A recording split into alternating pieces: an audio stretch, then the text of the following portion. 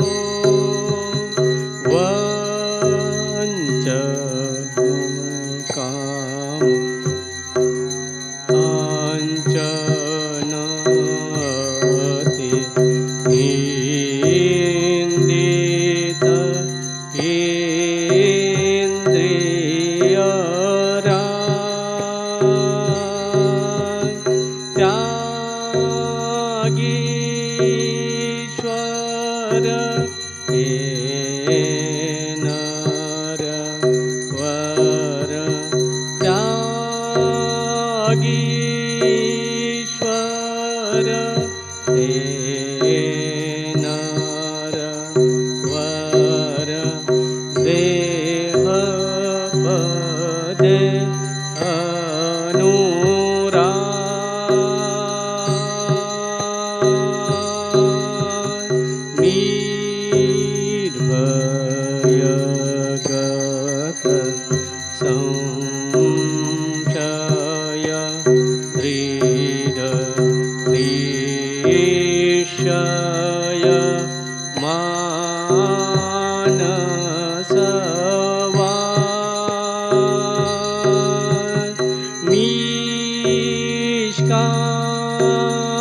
निष्कारण भगत शरण निष्कारण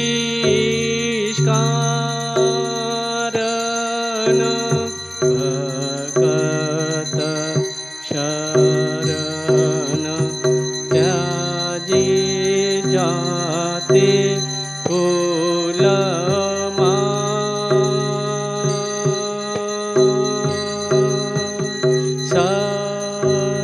संपद तव श्रीपद भव घोषपद वारे यथा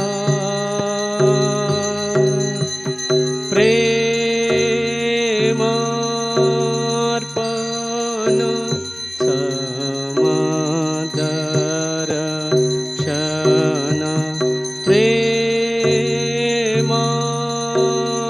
प्रेमार्पण समदर्शन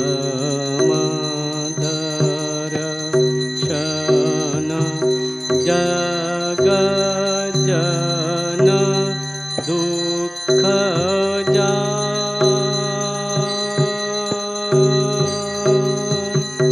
संपद तव श्रीपद भव घोषपद वारे यथा प्रेमार्पण समदर्शन प्रेमार्पण समदर्शन जगजन दुःख जाय नमो नमो प्रभु आगमनादित नमो नमो प्रभु आगमनादित मनोवचन काधार प्रभु मनोवचन काधार ज्योतिर्ज्योति उज्ज्वल रुदिकंदर ज्योतिर्ज्योति उज्ज्वल रुदिकंदर तुमि तम भंजन प्रभु तुमि तम भंजन नमो नमो प्रभु आख्यमनादित नमो नमो प्रभु आख्यमनादित मनोवचन काधार प्रभु मनोवचन क्याधार ज्योतिर्ज्योति उज्ज्वल रुदिकंदर ज्योतिर्ज्योति उज्ज्वल रुदिकंदर तुमि तम भंजन प्रभु तुमि तम भंजन धे धे धे रंग रंग भंगवा दे अंग संग मुदा धे धे रंग रंग भंगवा दे अंग संग मुदा गायचे छंद भगत वृंद आरती तुमा गायचे छंद भगत वृंद आरती तुम जय जय आरती तुम हर हर आरती तुम शिव शिव आरती तुम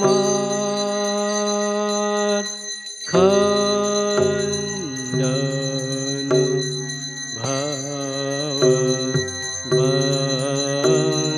बंधन जग वंदन वंदितो माय जय श्री गुरु महाराज जी की जय।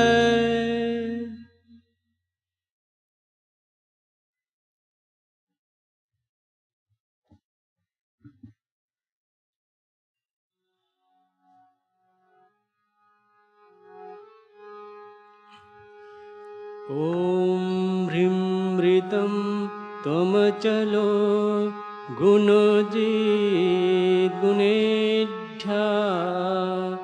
नक्तं दिवं सकरुणं तव पादपद्मं मोहं कषं बहुकृतं न भजे यतोऽहं तस्मात् त्वमेव शरणं मम दीनबन्धो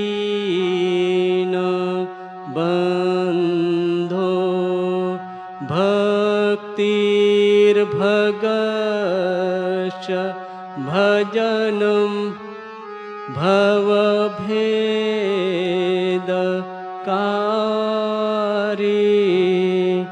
गच्छन्त्यलं सुविपुलं गमनाय तत्त्वं वक्रोद्धृतोऽपि हृदमे न च भाति किञ्चित् तस्मात् त्वमेव शरणं मम दीनबन्धो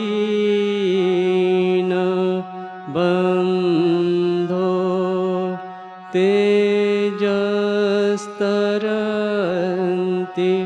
तरसा त्वयि तृप्त तृष्णा रागे कृते ऋतपथे त्वयि राम कृष्णे मर्त्यामृतं तव पदं मरणोन्मिनाशम्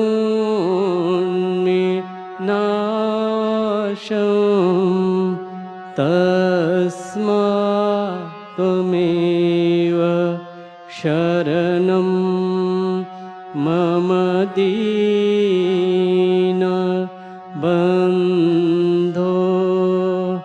कृत्यं करोति कलुषं कुहकान्तकारी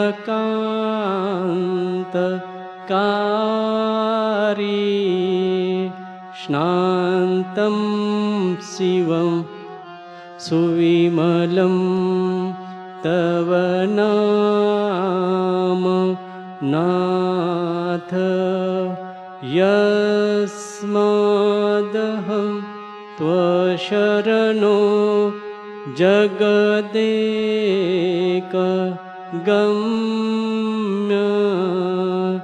तस्मात् त्वमेव शरणं मम दीनबन्धो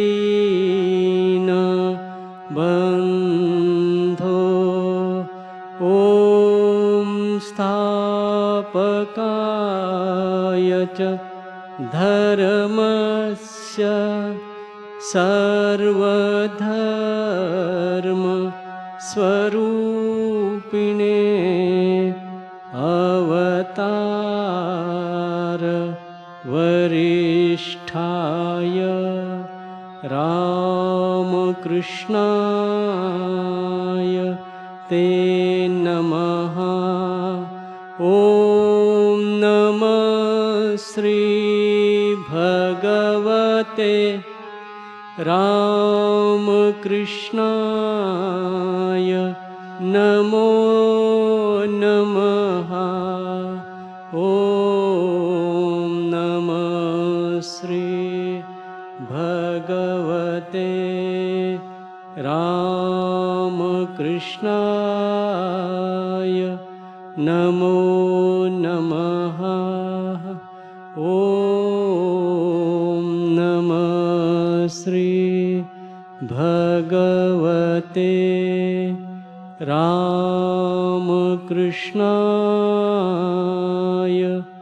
नमो नमः।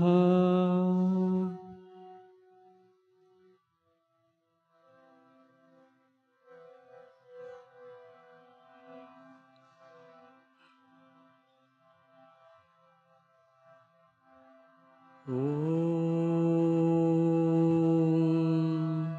सर्वमङ्गल माङ्गल्ये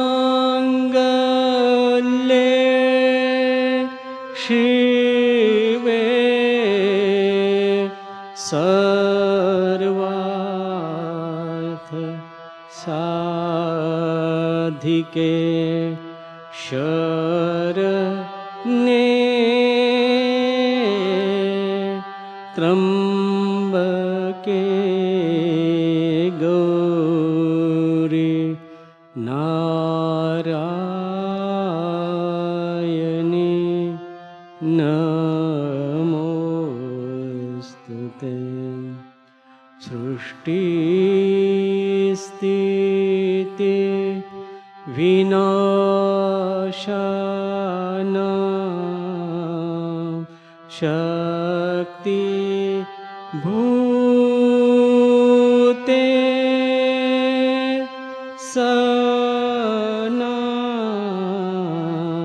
सनातनी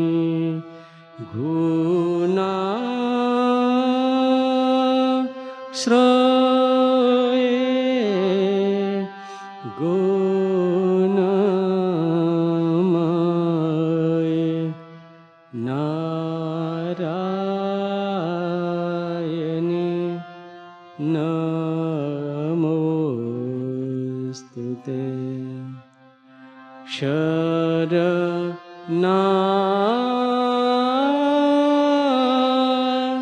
शरणागत दीनार्त परित्राण परायणे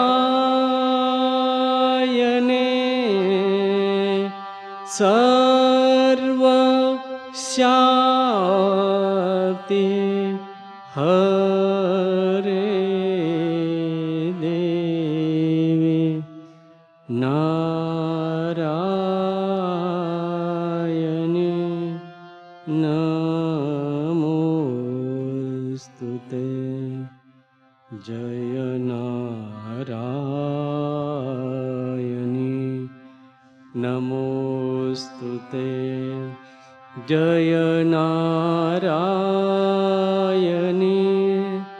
नमोस्तुते।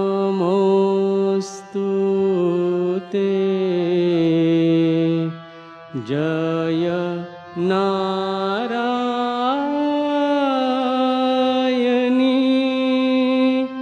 नमोस्तुते।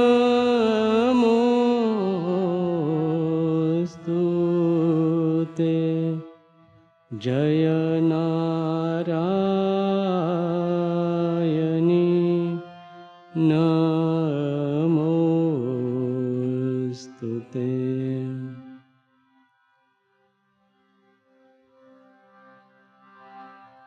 जय महामाई की जय। जय भगवान श्री रामकृष्ण देव की जय। जय स्वामी जी महाराज जी की जय।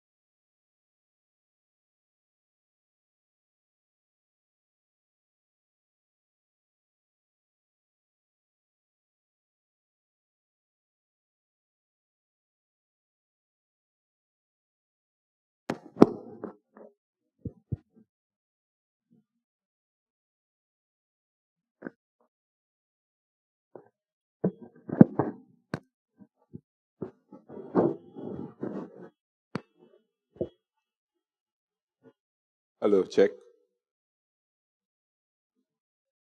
Hello, check.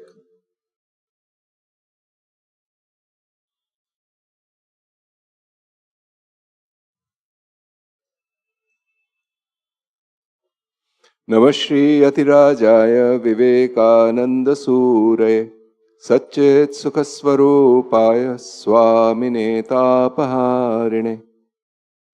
So we were discussing this lecture on God in Everything by Vivekananda. This particular series of lectures of his, Jnana Yoga lectures, give certain ideas, but it's only rarely that he gives ideas about the actual practice of this thing. What is meant to be practice here is changing our way of thinking about various things, basically about ourselves, about the world. And here he explains this one line, Ishavasyam idam sarvam yat kincha jagatyam jagat. The first lines of the Ishopanishad. Whatever exists in this universe is to be covered with the Lord. And then this next paragraph is one of those exceptional moments where he gives a suggestion about what this really means in practice. And this is the explanation. I'll read the whole paragraph because it's quite lyrical. And then we'll try to probe deeper, depending on what is our temperament. I mean, the temperament could be principally analytic or devotional. Either way, it makes sense, this paragraph. We have to cover everything with the Lord Himself, not by a false sort of optimism, not by blinding our eyes to the evil, but by really seeing God in everything. Thus, we have to give up the world, and when the world is given up, what remains? God. What is meant? What is meant by this? You can have your wife, it does not mean that you are to abandon her, but that you are to see God in the wife. Give up your children. What does that mean? To turn them out of doors, as some human brutes do in every country? Certainly not. That is diabolism. It is not religion. But see God in your children. So in everything, in life and in death, in happiness and in misery, the Lord is equally present. The whole world is full of the Lord. Open your eyes and see Him. This is what Vedanta teaches. Give up the world which you have conjectured, because your conjecture was based upon a very partial experience, upon very poor reasoning, and upon your own weakness. Give it up. The world we have been thinking of so long, the world to which we have been clinging so long, is a false world of our own creation. Give that up. Open your eyes and see that, as such, it never existed. It was a dream, Maya. What existed was the Lord Himself. It is He who is in the child, in the wife, and in the husband. It is He who is in the good and in the bad. He is in the sin and in the sinner. He is in life and in death. This is the summary, the sum and substance, where he suggests how we are supposed to look at the world. Our subjective attitude is where the change needs to be wrought. Not outside in the world, but in terms of how we decide to encounter it. Which is why, some people in the name of religion decide to make the external world better. All good, fine. But that's not really what is meant here. The external activity, so long as it affects our subjective perception, it's worthwhile. As soon as it becomes a dogma, a doctrine to be followed in the outside world, without clarifying our perception, without the principal object being to clarify our perception of this that we call the world, as soon as that objective is lost sight of, and we carry on in our old ways, thinking of this objective world as the reality in which things have to be changed, that moment we have really forgotten the main purpose of this exercise. Which is why there is a convenient religion. A convenient religion which basically says that no, this is my little group, my little happiness, my little bad and good, my little life and death, my little happiness and sorrow. And that's the central concern that is to be enhanced. And we take that purpose out into the world without bothering to inquire into these motives any further, and go on doing various activities more or less mindlessly. That's not what is being talked about. Which is why, both in the good and in the bad, in happiness and in sorrow, in life and in death, that same reality is sought.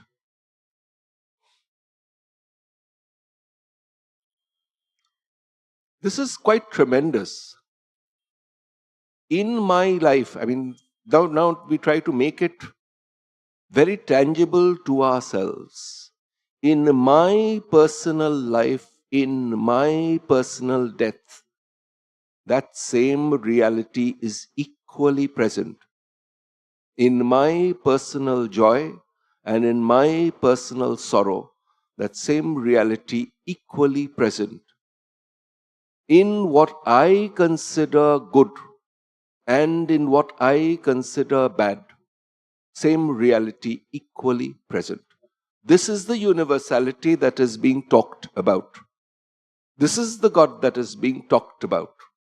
Does not matter whether somebody declares himself or herself as a follower of A, B, C, D religion, or as an atheist, or as an agnostic. Same reality present. That reality is being sought. So, and finally, what one calls it becomes insignificant. The quest, the path, that becomes significant, important. See, very often what happens is that a theology crops up.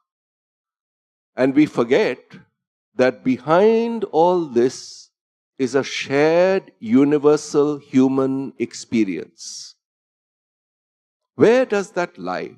We have to find a certain locus, find a certain experience, inquiring into which, seeking it further, deepening that experience further and further, we proceed in this quest, which as a cliche, is very often called a spiritual quest, or a quest for God, or a quest for enlightenment, quest for this or that, etc., etc. Various grandiose terms are put, theologies are constructed, doctrines are constructed, and the original motive lost sight of. This covering up of the original intent by a bunch of words, by a bunch of concepts, somewhat ill-based, sometimes based on A's belief, B's belief, etc., etc. This is exactly what is being called this covering aspect. This is called Maya here. This is just a word here. But what it signifies is something that is experiential in a universal way in every human being. Now let us try to see something that is there as part and parcel of everybody's experience, independent of their belief system. Say the response to something that we call beautiful. For somebody it might be a piece of music. For somebody it might be a piece of art. For somebody it might be a beautiful scientific argument. For somebody it might be a sunset. Whatever it be, there's a subjective response which we are for that moment struck by it and say, oh, this is so beautiful. All of us have experienced it. It's nothing particular to an artist, to a scientist, to somebody who's seen a sunset. It's an experience of wonder, and an experience that all of us at some point or the other have experienced, sometimes many times during even a day. What happens now? The inquiry really is into this psychological fact, this fundamental noble sentiment that appears in our minds and very often disappears thanks to our humdrum existence that follow right after this experience. What if we were able to catch hold of that moment? At that moment of wonder, at that moment of experience of beauty, at that moment of clarity.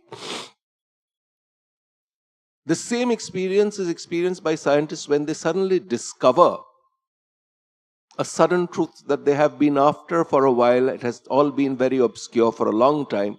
And then suddenly, the profile of that truth dawns with great clarity. And there's this simultaneous experience of clarity, wonder, beauty, whatever you call it. And very simply, for ordinary all of us, sometimes a glimpse at a sunset moves us enormously. Do we bother to look at ourselves, the subjective response that was there at that moment, and can we sustain it? This is the basic point. At that moment, what has happened is that this theory building, the discursive nature of the mind, has ceased for the time being, and the subject is enthralled by a feeling of experiencing truth directly, or beauty directly, or just some wonder of existence. We give various words to it. And somehow giving these words essentially covers up that experience. In some trends, some ways of thinking, it's called the now, this moment. In many religious traditions, that's what it's called. Buddhists who do not have belief in any god or anything like that, they call it the practice of mindfulness. Trying to see that wonder at every moment of our existence. The Christians call it practice of the presence of God. Vivekananda, in his treatment of Karma Yoga, calls it paying full attention to every moment of activity. These are various different ways of expressing this practice, which what is it attempting to do? It is basically attempting to see God in this every momentary, in the experience of every moment. If you want to go back to the Upanishads, this is exactly what is there in the Kenopanishad, where it says, Pratibodha viditam matam amritatvam hi vindate. In and through every act of cognition, this immortal is sought. Now let's try to see, well, how does this practice, trying to maintain mindfulness, or if you like, trying to maintain full attention to your work, or in the Christian tradition, practice of the presence of God, or what, recognizing this dictum in the Kenopanishad, Pratibodha Vidita Matam, how is it supposed to lead to this practice which has been described by Vivekananda in this paragraph? Seeing God in everything. How are these two related? How is it that holding your mind to every moment with full attention, equivalently maintaining awareness or mindfulness, how are these two things related, and how is this practice supposed to culminate in this experience which is being described here as seeing God in everything, in every person? What is happening here, what we are being encouraged to do here, is essentially deepen the way we act, think, react. Basically, the psyche responds to a situation by going off into this mental reaction. It has a sequence of thoughts that come and says, oh, this was a tree, this was a light, this was a bulb, this is a camera, etc., etc. Our mind immediately tries to categorize. Why? Because this categorified, broken up information, broken up knowledge is what we are comfortable with. This is what we are accustomed to. But can we hold the mind back from saying, okay, from immediately categorifying this into such and such object, etc., etc., but just register an awareness? What object? Details not necessary. Because finally what is being looked at is this subjective act of cognition itself. That is what we are supposed to be focusing on. Our minds are accustomed to running out, as it were, catching hold of that object and then going on various things that we have in our memory. Oh, this is a Sony camera, this is an Apple machine, this is a mic which was purchased 5 years back. This is all discursive thought. And as soon as we have indulged in it, what has happened is that experience of the now, this awareness, has become cluttered by some thoughts. But these thoughts would not have occurred but for that momentary act of cognition, that momentary flash of awareness. People very often say that this Madhyamaka Buddhism or Advaita Vedanta, its practice is something very esoteric, it's the last word, etc., etc. Essentially, these are excuses not to focus on the moment, but to get carried away by these stories we keep on telling ourselves every day. Every moment of our existence, stories we build around what we see, hear, etc., etc., rather than asking ourselves, what is this that I am seeing? And this question, what is this? What is this? As soon as you given, the answer is much less relevant. What is important is that this query, this enquiry that flashes in our mind, a mind at a certain level of innocence. If you look at a child looking around at the world, there is this wonder. What? As if it is seeing something very new. That nature of seeing all this wonder around us is there intrinsic in each of us. It's just that we have conditioned that and removed that innocence from ourselves. It does not mean that the child is stupid. It learns fastest, much faster than we do when we grow older. And it is this wonder, this curiosity. What is this? What is this? Without trying to conceptualize it. Without trying to bring in our prejudices, bring in our baggage along with it and covering it up, packaging it into neat little boxes that we fit into our heads. Increase the clutter, increase the furniture in our heads. Instead, this pure looking at various things without judgment, in the good and in the bad, in life and in death, that same reality present. This is the practice that is being told. Because if one can hold one's mind consistently, we have it in flashes, right? We have this experience of beauty, this experience of wonder, this sudden experience of clarity.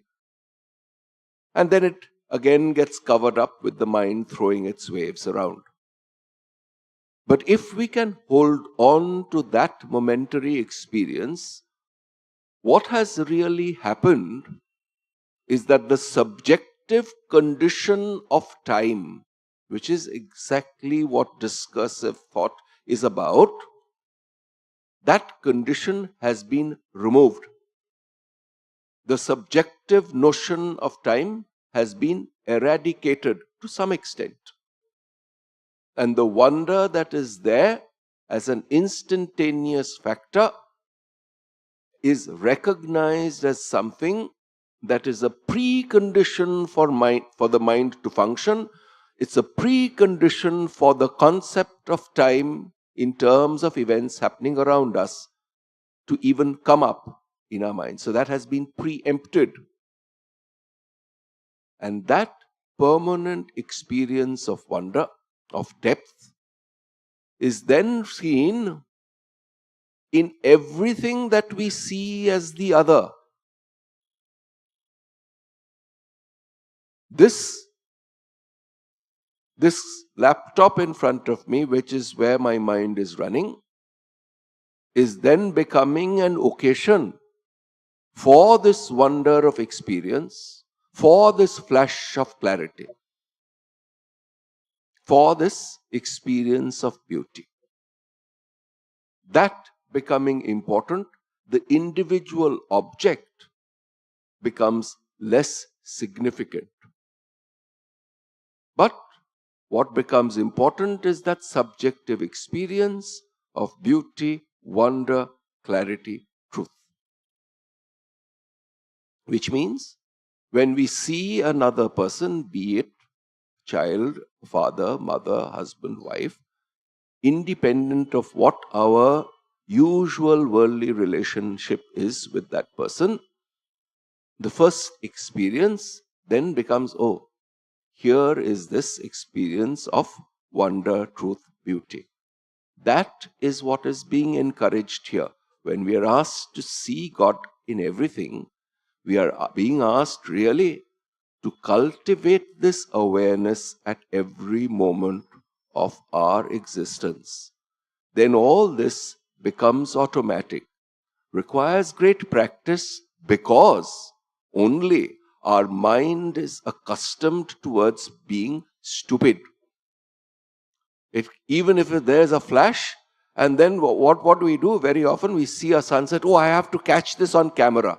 And then we take our mobile phone out, try to take a picture of a sunset, or try to record a beautiful piece of music, instead of actually the real value of that experience was in that moment. And we have lost it by trying to get into this external thing, by trying to capture it in some dead medium, forgetting the real source of that wonder which was there, spontaneous in our consciousness, and trying to capture it in terms of this thing which is dead. What is the hope? Are we going to show it to somebody who hopefully is going to see that and record the same spontaneous subjective reaction that we had? We are in a roundabout way recognizing that people we send that picture of to will have that same subjective response of wonder and beauty. But in order to do that, what have we done? We have overlooked that experience itself and have gone into the discursive mode. It is this practice which is supposed to culminate, as indicated in this paragraph, in the seeing of God in everything, and even in the experience of pleasure and pain. The convenient God that is there in most theistic religions, most dualistic religions, is a God that favors us and disfavors others. This is just nothing but tribalism, and hence you have all these fights between religions. On the other hand, if we recognize this as something which is being given free to us as part and parcel of our human existence, then this core wonder that defines us as a species is not lost sight of.